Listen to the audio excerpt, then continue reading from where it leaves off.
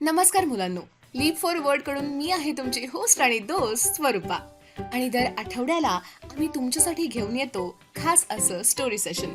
तर पुन्हा एकदा आजच्या या स्टोरी सेशन मध्ये मी तुमचं खूप खूप स्वागत करते. आज आमचं हे तुमच्या सोबतचं 15वं सेशन आहे. मागच्या सेशन मध्ये आपण लायब्ररीच्या पुस्तकातील the monkey and the crocodile आणि who is happy, the peacock or the crow या दोन मजेशीर गोष्टी पाहिल्या.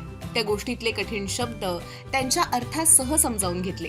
तसेच मॉरल या थीमवर आधारित काही शब्द पाहिले व त्याचबरोबर त्यांचा अर्थ देखील जाणून घेतला. आजच्या सेशन मध्ये आपण आणखी काही थीम बेस्ड शब्द बघणार आहोत. तसेच लायब्ररीच्या पुस्तकातील 2 मजेशीर गोष्टी सुद्धा ऐकणार आहोत व त्या गोष्टीवर आधारित काही प्रश्न देखील बघणार आहोत. या अशा स्वरूपाच्या प्रत्येक सेशन मध्ये आपण बऱ्याच नवीन आणि मजेदार गोष्टी शिकणार आहोत. सेशन सुरू होण्यापूर्वी आपल्या माननीय शिक्षकांसाठी एक संदेश. आपल्या सेशन मधल्या गोष्टी मुलांना कळतात का हे तुम्ही आता जाणून घेऊ शकता. आम्ही प्रत्येक सेशन बरोबरच त्यावर आधारित एक क्विज सुद्धा पाठवत असतो. ही क्विज मुलांकडून सोडवून घेऊन मुलांना गोष्टी व त्यातील कठीण शब्दांचे अर्थ कळलेत का हे जाणून घेता येईल. या क्विजमध्ये आम्ही सेशन व्यतिरिक्त अजून एक गोष्ट व त्यावर आधारित प्रश्न देखील दिलेले आहेत. ही क्विज सोडवल्यावर तुम्हाला काही पॉइंट्स मिळतील व त्या पॉइंट्सच्या आधारावर तुम्हाला रिवॉर्ड्स देखील मिळणार आहेत. त्यामुळे जास्तीत जास्त पॉइंट्स मिळवा व रिवॉर्ड्स प्राप्त करा. तर चला तर मुलांना सुरू करूया आजची इंग्रजीची जादुई सफर. आणि तुम्हाला तर माहितीच आहे, आपण सुरुवात करूयात लायब्ररीच्या पुस्तकातील पहिल्या गोष्टीने. आणि या गोष्टीचं नाव आहे smell and sound. One evening a poor farm worker was on his way home. A delightful smell came from a roadside sweet shop, and his mouth watered. He went to the shop and stood there for some time. Then he turned to go because he could not afford to buy the sweets. Just then, he heard the shopkeeper's commanding voice. "Stop! You can't go away without making payment." "Payment? For what?" asked the man. "For the sweets," said the shopkeeper. "But I haven't eaten any," said the man. "But you did enjoy its smell, didn't you?" asked the shopkeeper. "Smelling is as good as eating." The poor man looked very much worried. A wise man was standing by. He took the poor man aside. He whispered a word of advice into his ears. The man's face lit up. He went to the shopkeeper and jingled a few coins in his pocket. The shopkeeper seemed pleased. He said, "Come on, pay the money." The man said, "I have paid for it." The shopkeeper said, "No, you haven't." The man said, "Didn't you hear the jingle of the money? If smelling is as good as eating, hearing is as good as receiving." Ha ha ha! He raised his head in pride and stood there for some time. Then he walked away. Moral: tit for tat. चला तर बघूया या गोष्टीचा अर्थ आपल्या भाषेत. Smell and sound म्हणजेच गंध आणि आवाज. One evening, a poor farm worker was on his way home. म्हणजे एका संध्याकाळी एक गरीब शेतमजूर घरी जात होता. A delightful smell came from a roadside sweet shop, and his mouth watered. रस्त्याजवळच्या एका मिठाईच्या दुकानातून खूप घमघमीत वास येत होता. त्या वासाने त्याच्या तोंडाला पाणी सुटले. He went to the shop and stood there for some time. तो त्या दुकानात गेला आणि काही वेळ तिथेच उभा राहिला. Then he turned to go because he could not afford to buy the sweets. आणि नंतर तो त्या दुकानातून मागे फिरला कारण त्याच्याकडे मिठाई विकत घेण्याएवढे पैसे नव्हते. Just then he heard the shopkeeper's commanding voice. "Stop! You can't go away without making payment." आणि तेवढ्यात त्याला दुकानदाराचा आवाज ऐकू आला. "थांबा! पैसे दिल्याशिवाय तुम्ही जाऊ शकत नाही." "Payment? For what?" asked the man. "For the sweets," said the shopkeeper. गरीब माणूस म्हणाला, "पैसे? पण कशाचे?" तर त्यावर दुकानदार म्हणाला, "मिठाईचे." "But I haven't eaten any," sed the man. पण मी काही खाल्लेच नाही, असं तो माणूस म्हणाला. But you did enjoy it smell, didn't you? Asked the shopkeeper. Smelling is as good as eating. दुकानदार म्हणाला, पण त्याचा वास तर तुम्ही घेतलात ना? वास घेणे हे खाण्यासारखेच आहे. The poor man looked very much worried. बिचारा माणूस खूप काळजीत पडला. A wise man standing by, he took the poor man aside and whispered a word of advice into his ears. म्हणजे काय? त्याच्या जवळच एक शहाणा माणूस उभा होता. त्याने त्या माणसाला बाजूला घेतले आणि त्याच्या कानात काहीतरी कुजबुजला. The man's face lit up. त्या माणसाचा चेहरा उजळला. He went to the shopkeeper and jingled a few coins in his pocket. तो गरीब माणूस दुकानदाराकडे गेला आणि त्याने त्याच्या खिशातल्या नाण्यांचा आवाज केला. The shopkeeper seemed pleased. He said, "Come on, pay the money." आणि त्यामुळे दुकानदार खुश झाला आणि तो म्हणाला, चला आता पैसे भरा. The man said, "I have paid for it." The shopkeeper said, "No, you haven't." गरीब माणूस म्हणाला, अहो मी तर याचे पैसे दिले आहेत. दुकानदार म्हणाला, नाही नाही, तुम्ही नाही दिले. The man said, "Didn't you hear the jingle of the money?" आणि गरीब माणूस म्हणाला, तुम्ही पैशाचा आवाज ऐकला नाहीत का? If smelling is as good as eating, then hearing is as good as receiving. आणि पुढे तो गरीब माणूस म्हणाला, वास घेणे हे जर खाण्यासारखेच असेल तर त्याप्रमाणे नाण्यांचा आवाज ऐकणे हे देखील पैसे मिळण्यासारखेच आहे ना? हा हा हा. He raised his head in pride and stood there for some time. Then he walked away. आणि अभिमानाने डोके वर करून काही वेळ तो गरीब माणूस तिथेच उभा राहिला आणि मग तिथून निघून गेला. मॉरल, टीट फॉर टॅट, म्हणजे जशास तसे. तर मुलांनो, कशी वाटली तुम्हाला ही गोष्ट? मजा आली ना? आता आपण या गोष्टीतून काही अवघड शब्द व त्यांचे अर्थ बघूया. पहिला शब्द आहे अफोर्ड. AFFORD. अफोर्ड म्हणजे परवडतात. दुसरा शब्द आहे कमांडिंग. COMMANDING. कमांडिंग म्हणजे प्रभावी. तिसरा शब्द आहे ईटन. EATEN. ईटन म्हणजे खाल्ली. चौथा शब्द आहे हिअरिंग. HEARING. हिअरिंग म्हणजे ऐकणे. पाचवा शब्द आहे पेमेंट. PAYMENT. पेमेंट म्हणजे पगार. पुढचा शब्द आहे डिलाइटफुल. DELIGHTFUL. डिलाइटफुल म्हणजे घमघमीत. पुढचा शब्द आहे प्लीज्ड. PLEASED. प्लीज्ड म्हणजे आनंद. त्यापुढचा शब्द आहे रिसिव्हिंग. RECEIVING. रिसिव्हिंग म्हणजे घेण्यासारखे. पुढचा शब्द आहे shopkeeper. SHOP. Shop. KEEPER. Keeper. Shopkeeper म्हणजे दुकानदार. पुढचा शब्द आहे वॉटर्ड. WATERED. वॉटर्ड म्हणजे पाणी आले. पुढचा शब्द आहे विस्पर्ड. WHISPERED. विस्पर्ड म्हणजे कुजबुजले. मुलांनो, या शब्दांचा योग्य उच्चार व अर्थ तर तुम्हाला आता कळाला. चला तर पाहूया या गोष्टीवर आधारित काही प्रश्न आणि याची उत्तरं तुम्ही मला या गोष्टीच्या पॅराग्राफच्या मदतीने द्यायची. First question.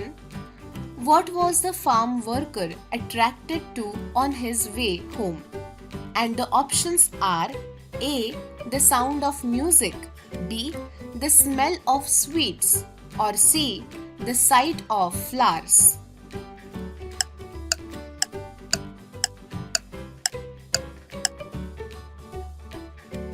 Next question. What did the shopkeeper accuse the man of? And the options are A. Eating his sweets, B. Breaking his shop window, or C. Not paying for the sweets.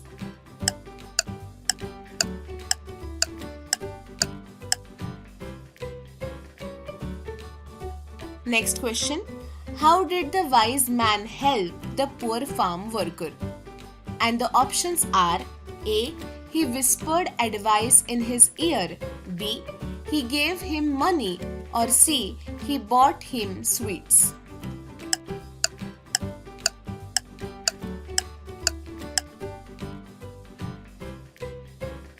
Next question. What argument did the poor man use against the shopkeeper? And the options are A. That he didn't like the sweets, B. That hearing coins jingle was a payment, or C. That he was too hungry to pay.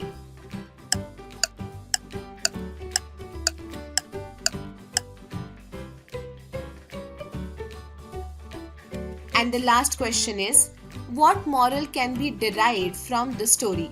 A. Tit for tat. B. Always pay for what you take. Or C. Riches come from hard work.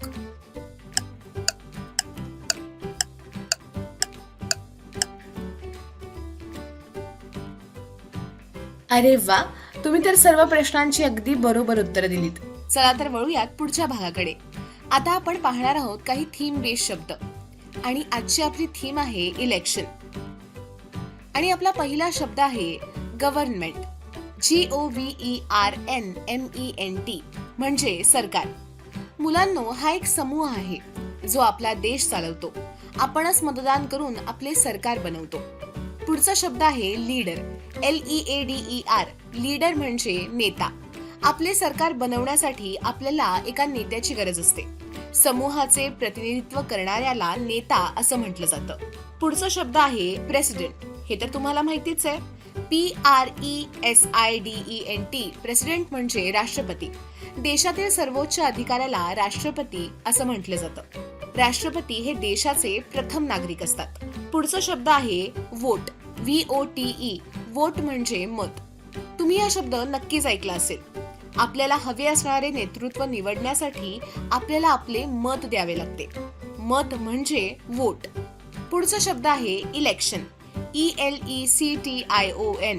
Election म्हणजे मतदान. मत देण्याच्या प्रक्रियेला मतदान असं म्हटलं जातं. पुढचा शब्द आहे पॉलिसी. POLICY. पॉलिसी म्हणजे धोरण किंवा राजनीती. मार्गदर्शक तत्वे किंवा नियम ज्याच्यानुसार एखादी संस्था किंवा सरकार कार्य करते त्याला म्हणतात पॉलिसी. पुढचा शब्द आहे सिटिझन. CITIZEN. सिटिझन म्हणजे काय सांगा? नागरिक. एखाद्या देशाचा स्थायी सदस्य ज्याला त्या देशाच्या कायद्यानुसार अधिकार मिळतात त्यालाच इंग्रजीमध्ये सिटिझन असं म्हटलं जातं. आपण सगळे काय आहोत? तर भारत देशाचे सिटिझन म्हणजेच नागरिक आहोत. पुढचा शब्द आहे राईट्स. RIGHTS.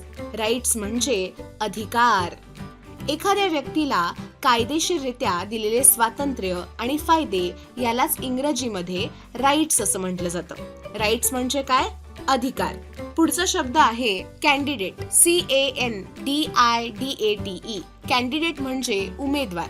निवडणुकीसाठी एखाद्या गटाचे नेतृत्व करण्यासाठी उभे राहिलेल्या व्यक्तीला इंग्रजीत कॅन्डिडेट असं म्हटलं जातं. पुढचा शब्द आहे पार्लिमेंट. हा तर शब्द सगळ्यांनाच माहितीच आहे. पार्लिमेंट म्हणजे संसद. एक संस्था जिथे देशातील कायदा बनवणारे सदस्य बसून चर्चा करतात. पुढचा शब्द आहे मेयर. MAYOR. मेयर म्हणजे महापौर. महापौर म्हणजे नगरपालिकेचा किंवा शहराचा प्रमुख निवडून आलेला अधिकारी. पुढचा शब्द आहे डेमोक्रेसी. DEMOCRACY. डेमोक्रेसी म्हणजे लोकशाही. लोकांनी लोकांसाठी लोकांमार्फत चालवलेले शासन म्हणजे लोकशाही. कारण आपण आपल्यातले प्रतिनिधी आपले सरकार चालवण्यासाठी निवडून देतो. पुढचा शब्द आहे कॅम्पेन. CAMPAIGN. कॅम्पेन म्हणजे अभियान. लोककल्याणासाठी सरकार वेगवेगळे उपक्रम किंवा अभियान राबवते त्यालाच कॅम्पेन असं म्हटलं जातं. पुढचा शब्द आहे स्पीच. SPEECH. स्पीच म्हणजे भाषण. याचा अर्थ तर तुम्हाला सगळ्यांनाच माहितीये. तुम्ही तुमच्या शाळेत अनेक कार्यक्रमात भाषण किंवा स्पीच देत असाल, बरोबर ना? पुढचा शब्द आहे कॉन्स्टिट्यूशन. CONSTITUTION. कॉन्स्टिट्यूशन म्हणजे संविधान. एक असा दस्तऐवज जो देश किंवा संस्थेचे मूलभूत नियम आणि तत्वे नोंदवतो. मुलांनो, संविधानाचे शिल्पकार कोण आहेत बरं? सांगा पाहू. पुढचा शब्द आहे बॅलेट. BALLOT. बॅलेट म्हणजे मतपत्रिका. निवडणुकीत मतदान करण्यासाठी वापरलेला कागद किंवा प्रणाली याला बॅलेट असं म्हटलं जातं. तुम्ही जेव्हा 18 वर्षाचे होणार तेव्हा तुम्हाला देखील मतदानाचा अधिकार मिळणार आहे.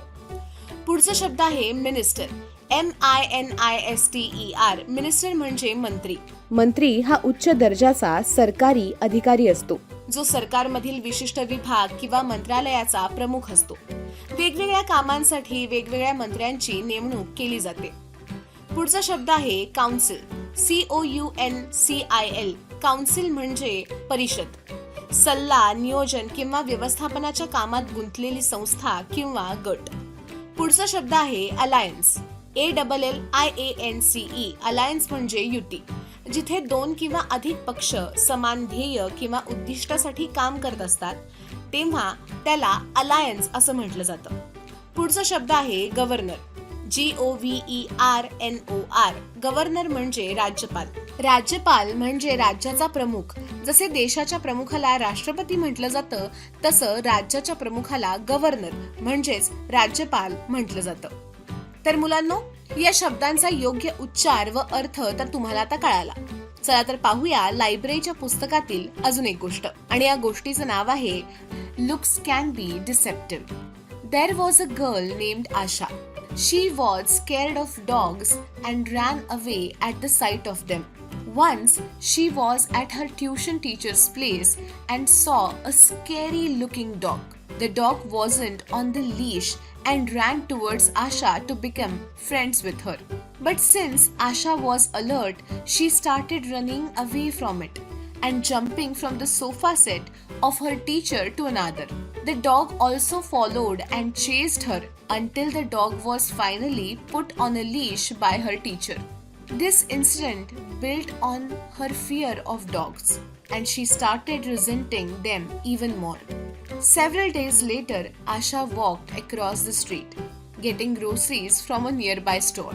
Meanwhile, at the same time, her tuition teacher was also walking her enormously big and scary looking dog across the street. Asha's bag of groceries attracted several stray dogs, and she became terrified at the sight of being surrounded by them. The big scary dog came to rescue her and defended her against all the other stray dogs. Asha finally realized that the big, fearful-looking dog was in fact friendly, and she shouldn't have judged him based on his looks. Moral: Don't judge a book by its cover. चला तर बघूया या गोष्टीचा अर्थ आपल्या भाषेत. Looks can be deceptive म्हणजेच दिसते तसे नसते. There was a girl named Asha. She was scared of dogs and ran away at the sight of them. Asha नावाची एक मुलगी होती आणि ती कुत्र्यांना प्रचंड घाबरायची आणि त्यांना बघताच धावत सुटायची. Once she was at her tuition teacher's place and saw a scary looking dog. एकदा ती शिकवणीला गेली असताना तिने एक प्रचंड भयानक कुत्रा पाहिला. The dog wasn't on the leash and ran towards Asha to become friends with her. कुत्रा तिला कुठलीही इजा करण्याच्या हेतूने नव्हे तर तिच्याशी मैत्री करण्यासाठी तिच्या दिशेने धावला. But since Asha was alert, she started running away from it and jumping from the sofa set of her teacher to another. पण आशा कुत्र्याच्या भीतीने तिथून पळू लागली आणि तिने तिच्या शिक्षिकेच्या घरच्या एका सोफ्यावरून दुसऱ्या सोफ्यावर उडी मारू लागली. The dog also followed and chased her until the dog was finally put on a leash by her teacher. कुत्र्यानेही तिचा पाठलाग केला आणि शेवटी तिच्या शिक्षिकेने त्या कुत्र्याला बांधले. The incident built on her fear of dogs and she started resenting them even more. या घटनेने तिच्या मनात कुत्र्यांची भीती निर्माण झाली आणि तिला त्यांचा आणखी राग येऊ लागला. Several days later, Asha walked across the street, getting groceries from a nearby store. काही दिवसांनी आशा जवळच्या दुकानातून किराणा सामान घेऊन रस्त्यावरून चालत होती. Meanwhile, at the same time, her tuition teacher was also walking her enormously big and scary looking dog across the street. आणि त्याच वेळी तिची शिकवणीची शिक्षिका तिच्या मोठ्या आणि भयानक दिसणाऱ्या कुत्र्याला घेऊन रस्त्यावर चालत होती. Asha's bag of groceries attracted several stray dogs, and she became terrified at the sight of being surrounded by them. आशाच्या किराणा सामानाच्या पिशवीकडे बघून अनेक भटक्या कुत्र्यांनी तिला घेरले आणि हे पाहून ती घाबरली. The big scary dog came to rescue her and defended her against all the other stray dogs. तो भीतीदायक दिसणारा कुत्रा तिला वाचवण्यासाठी आला आणि सर्व भटक्या कुत्र्यांपासून त्याने तिला वाचवले. Asha finally realized that the big, fearful-looking dog was in fact friendly and she shouldn't have judged him based on his looks. आणि आशाला शेवटी कळाले की मोठा भीतीदायक दिसणारा कुत्रा खरं तर खूप मैत्रीपूर्ण स्वभावाचा होता आणि तिने फक्त कुत्र्याच्या दिसण्यावरून गैरसमज करून घेतला होता. मॉरल: डोंट जज a book by it's cover. म्हणजेच एखाद्याच्या दिसण्यावरून त्याची पारख करू नये. तर मुलांनो, कशी वाटली तुम्हाला ही गोष्ट? मजा आली ना? आता आपण या गोष्टीतून काही अवघड शब्द व त्यांचे अर्थ बघूया. पहिला शब्द आहे चेस्ड. CHASED. चेस्ड म्हणजे पाठलाग केला. पुढचा शब्द आहे डिसेप्टिव्ह. DECEPTIVE. डिसेप्टिव्ह म्हणजे फसवण्याजोगा. पुढचा शब्द आहे डिफेंडेड. DEFENDED. डिफेंडेड म्हणजे बचाव केला. पुढचा शब्द आहे इनॉर्मसली. ENORMOUSLY. इनॉर्मसली म्हणजे प्रचंड. पुढचा शब्द आहे ग्रॉसरीज. GROCERIES. ग्रॉसरीज म्हणजे किराणा सामान. पुढचा शब्द आहे जज्ड. JUDGED. जज्ड म्हणजे पारख करणे. पुढचा शब्द आहे रेस्क्यू. RESCUE. रेस्क्यू म्हणजे बचाव. त्याच्या पुढचा शब्द आहे रिझेंटिंग. RESENTING. रिझेंटिंग म्हणजे चीड आणणारी. पुढचा शब्द आहे सेव्हरल. SEVERAL. सेव्हरल म्हणजे काही. पुढचा शब्द आहे सराउंडेड. SURROUNDED. सराउंडेड म्हणजे घेरणे. पुढचा शब्द आहे टेरिफाईड. TERRIFIED. टेरिफाईड म्हणजे भयभीत. मुलांनो, या शब्दांचा योग्य उच्चार व अर्थधार तुम्ही आता पाहिला. चला तर पाहूया या गोष्टींवर आधारित काही प्रश्न.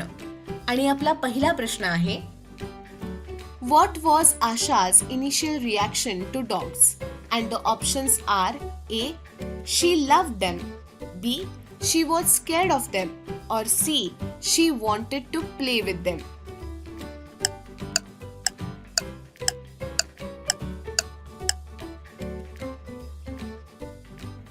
Next question. How did Asha react when she first saw the scary looking dog at her teacher's house? And the options are A. She ran away and jumped from sofa to sofa. B. She sat calmly and petted the dog. Or C. She ignored the dog completely.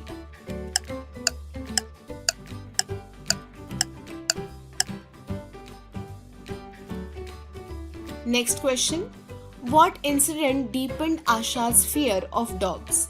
And the options are A. A dog barked at her. B. The dog chased her around the teacher's house. Or C. A dog nipped her while she was playing.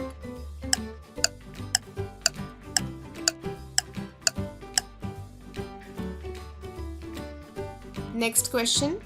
What happened when Asha was walking across the street with groceries? And the options are A. She found a puppy and adopted it. B. She saw her teacher without the dog. Or C. She was surrounded by stray dogs.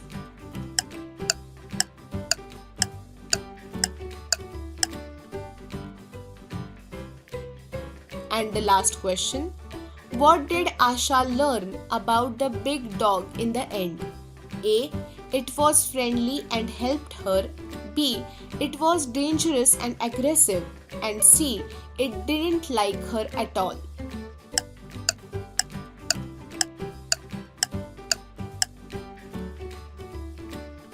अरे वा! पुन्हा एकदा तुम्ही सर्व प्रश्नांची अगदी बरोबर उत्तरं दिलीत. तर मुलांनो, आजचं हे सेशन तुम्हाला कसं वाटलं? तुम्हाला हे नक्कीच आवडलं असेल अशी आम्ही आशा करतो. आजच्या सेशनमध्ये आपण थीम बेस्ड शब्द बघितले आणि त्याचबरोबर लायब्ररीच्या पुस्तकामधून 2 नवीन गोष्टी सुद्धा पाहिल्या आणि त्याचबरोबर त्या प्रश्नांची उत्तरं देखील तुम्ही मला दिलीत. तर आजचं आपलं हे सेशन इथंच समाप्त होतंय. तर आजच्या या सेशनवर आधारित क्विज लिंक तुम्हाला कमेंट बॉक्समध्ये दिलेली आहे. भेटूया पुढच्या सेशनमध्ये. तोपर्यंत आपल्या सेशनच्या व्हिडिओला लाईक करा, तुमच्या सगळ्या मित्रमैत्रिणींसोबत शेअर करा, आमच्या चॅनलला सबस्क्राईब करा आणि नेहमीप्रमाणे हसत रहा, खेळत रहा आणि अभ्यास करत रहा. Thank you.